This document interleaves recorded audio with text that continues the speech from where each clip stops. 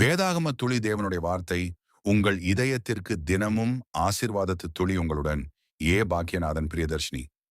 தலைப்பு: ஆபிரகாமின் விசுவாச சோதனை. அப்ராஹம் இசாக் பைபிள் ஸ்டோரி தமிழ். 60 வினாடி கதை.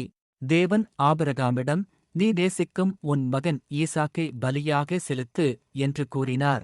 ஆபிரகாம் தேவனுக்கு கீழ்ப்படிந்து ஈசாக்கை அழைத்துக் கொண்டு மோரியா மலைக்குச் சென்றார். வழியில் ஈசாக்கு, பலிக்கான ஆட்டுக்குட்டி எங்கே என்று கேட்டான். ஆபிரகாம், தேவன் தாமே ஏற்பாடு செய்வார் என்றார். அவர்கள் மலையின் உச்சியை அடைந்தபோது ஆபிரகாம் ஈசாக்கை பலிபீடத்தில் வைத்தார்.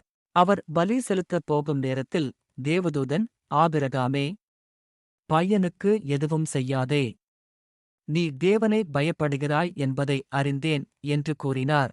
அருகில் ஒரு ஆட்டுக்கடா சிக்கியிருந்தது. அதை ஆபிரகாம் பலியாக செலுத்தினார். தேவன் ஆபிரகாமின் விசுவாசத்தை ஆசீர்வதித்தார். பாடம்: தேவனை முழுமையாக நம்புகிறவர்களை அவர் ஒருபோதும் கைவிடமாட்டார். தெரிந்து கொள்ள வேண்டியது: ஆபிரகாமின் விசுவாசம் உலகத்திற்கு ஒரு முன்மாதிரி.